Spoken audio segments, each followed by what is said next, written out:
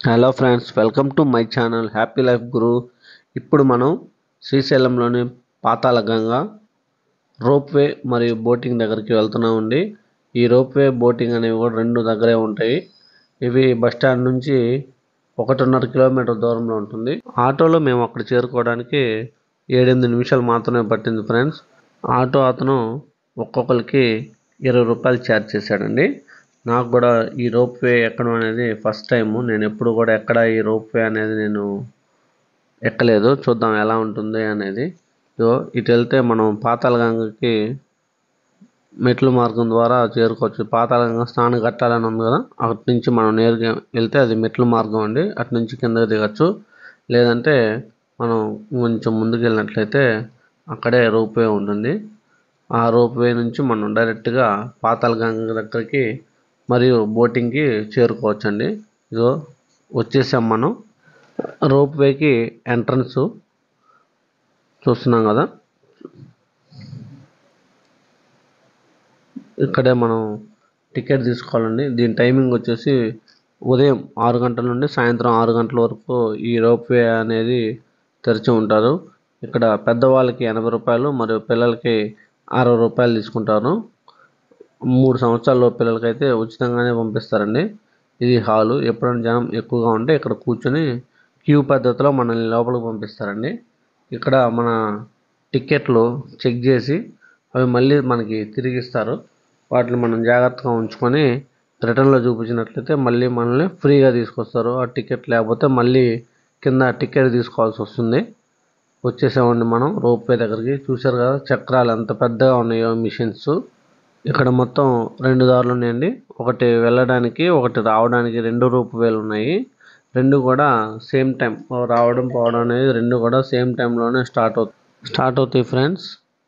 చూస్తున్నాం కదా, ఇక్కడ నుంచి కనుక మనం కృష్ణానదిని చూసినట్లయితే చాలా అంటే ఆ వ్యూ అనేది మనకి చాలా బాగా ఉంటుంది. ఇక్కడ నుంచి డ్యామ్ కూడా మనకి నీట్గా కనపడుతుంది ఫ్రెండ్స్. మా పిల్లలు అయితే ఎగిరి గంతేస్తున్నారు ఎప్పుడెప్పుడు ఎక్కుదామా అని చెప్పేసి. ఈ రోప్వేలో మొత్తం 4 బాక్సులు ఉన్నాయి ఫ్రెండ్స్. ప్రతి బాక్స్ 4 వ్యక్తుల్ని పంపిస్తున్నారు. ఇది మొత్తం జర్నీ కింద నుంచి పైకి వెళ్ళడానికి కేవలం మనకి ఒక 4 నుంచి 5 నిమిషాల పాటు సమయం పడుతుంది. చూస్తున్నారు కదా, అందరిని ఎక్కిస్తున్నారు. నెక్స్ట్ ట్రిప్లో మమ్మల్ని పంపిస్తామని చెప్పారు. ఇవి వెళ్ళిపోయిన తర్వాత కింద నుంచి వచ్చిన తర్వాత మమ్మల్ని వాటిల్లో ఎక్కిస్తానని చెప్పారు.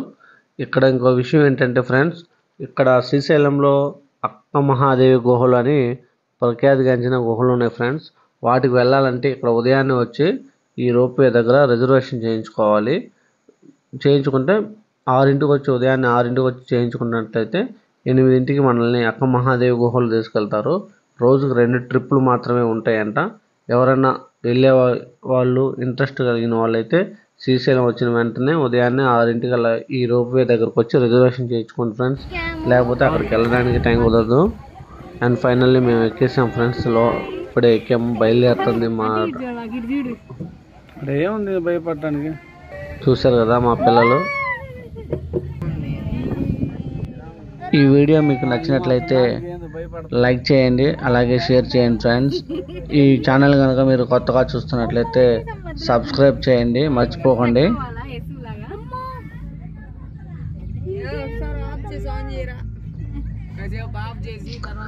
పైనుండి కిందకి వెళ్తూ ఉంటే రోప్వేలో ఆ వ్యూ మాత్రం చాలా బాగుంది ఫ్రెండ్స్. ఫస్ట్ టైం నేను ఈ అనుభూతిని ఆనందిస్తున్నాను.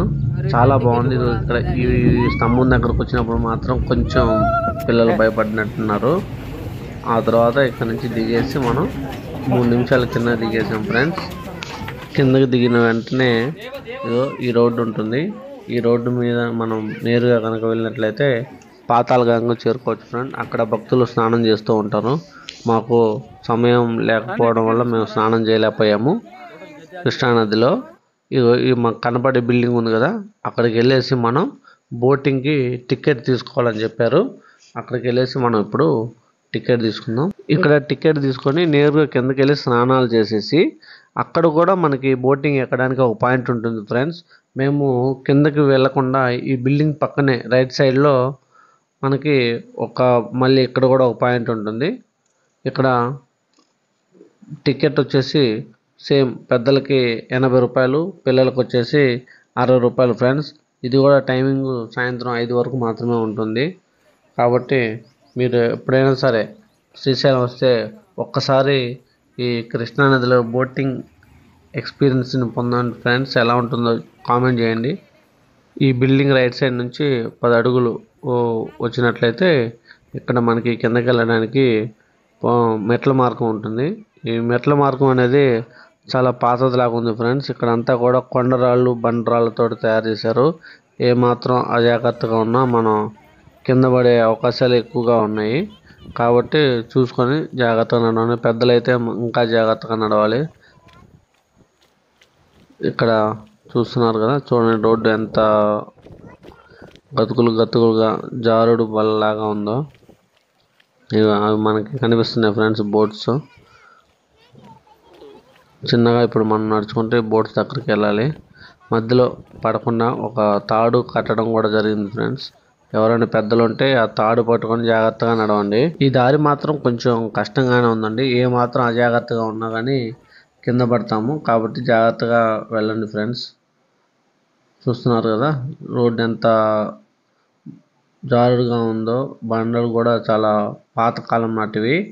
కాబట్టి తాడు సహాయంతో జాగ్రత్తగా నడవండి ఫ్రెండ్స్. ఇంకా మనం బోట్ దగ్గరకు వచ్చేసాం. బోట్ ఎక్కాము.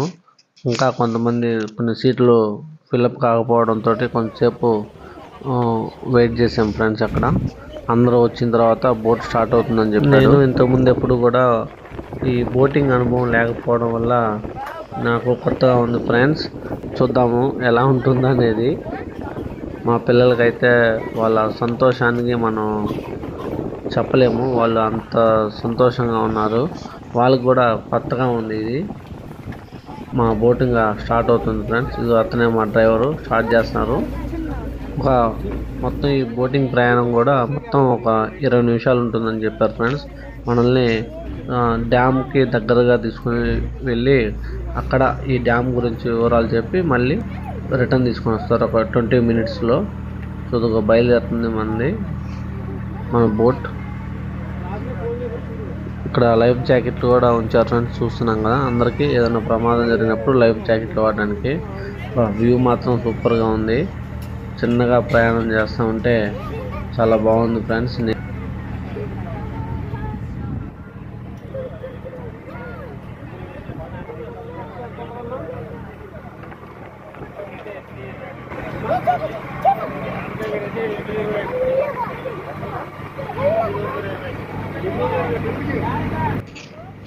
ఈ పిల్లలు అయితే చాలా ఎంజాయ్ చేస్తున్నారు ఫ్రెండ్స్. సంతోషం అనేది వాళ్ళ ముఖాల్లో చాలా స్పష్టంగా కనిపిస్తూ ఉంది. వీళ్ళు ఈ బోటు ప్రయాణంలో చాలా అల్లరి చేశారు ఫ్రెండ్స్.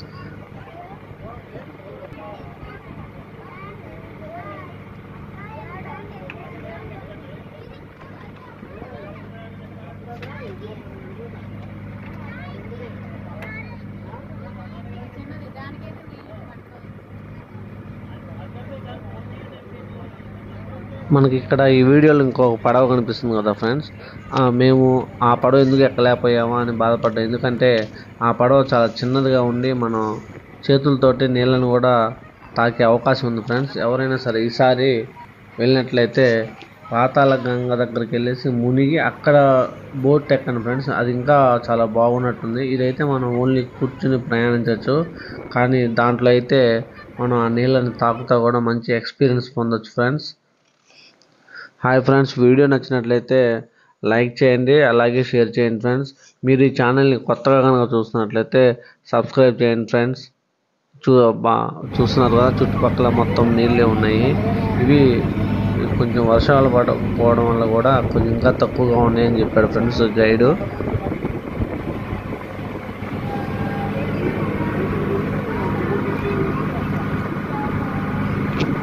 బోట్ నీళ్ళని చీల్చుకుంటా ముందుకు వెళ్తూ ఉంది.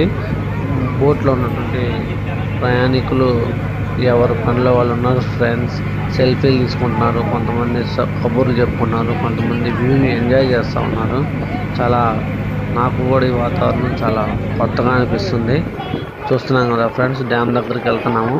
ఇప్పుడు మనం చూస్తున్న ఈ దారి, ఈ వాటర్ ఇటు వచ్చేసి నాగార్జున సాగర్కి వెళ్తుందంట.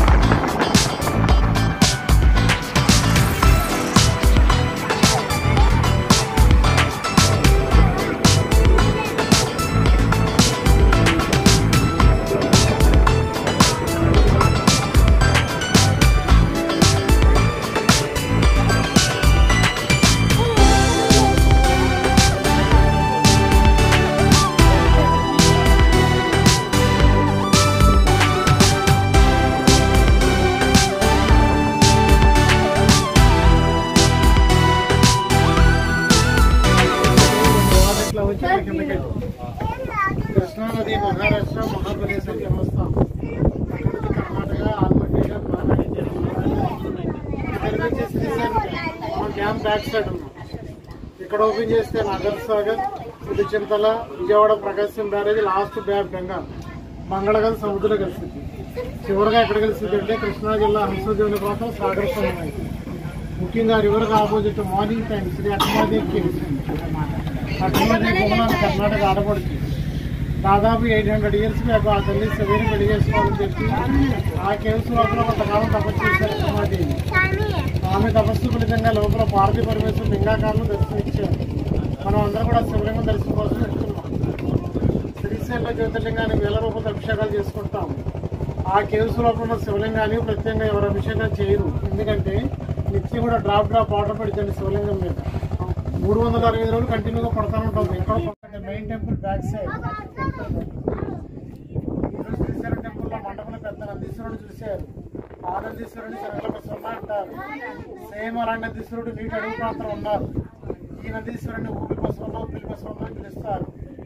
చంద్రగుప్త మహారాజు కూతురు తండ్రి శపించారంటండి. పాతాళ గంగలో నీటి అడుగు ప్రాంతంలో పచ్చల పంటగా మారిపోయి చెప్పి ఆ పచ్చల పంట ప్రభావం చేత వాటర్ ఇక్కడ గ్రీన్ గా కనిపించింది. చూడటానికి చేతిలో తీసుకుంటే వైట్ గా ఉంటది అనమాట. మీరు శ్రీశైలం వచ్చేటప్పుడు కానీ వెళ్ళేటప్పుడు కానీ కంపల్సరీగా సాక్షి గణపతి దర్శనం చేసుకోవాలంట. కంపల్సరీగా సాక్షి గణపతి. ఎందుకంటే ఆ మహానుభావుడు కైలాసంలో శివ గారికి సాక్షిని చెప్తారంటే మీకు అవకాశం ఉంటే అక్కడ దిగి గోతనాథ దర్శనం చేసుకోండి, చాలా మంచిది. మళ్ళీ క్షేత్రపాలక శ్రీ బయలువీరభద్ర స్వామి టెంపుల్ ఉందండి. మెయిన్ టెంపుల్ దగ్గర నుంచి 5 నిమిషాలు ముందుకెళ్తే పోస్ట్ ఆఫీస్ అయితే ఉంటుందండి. పురాతండి క్షేత్రపాలకుడు. మీకు అవకాశం ఉంటే అక్కడ కూడా దర్శనం చేసుకోవాలి, చాలా మంచిది. సార్ అక్కడ విశేషాలు అయితే ఇవి. నేను గైడ్ కాదు, బోట్ డ్రైవర్ని. ఏదో తక్కువ శాతంలో గైడ్ చెప్పుకుంటున్నాం.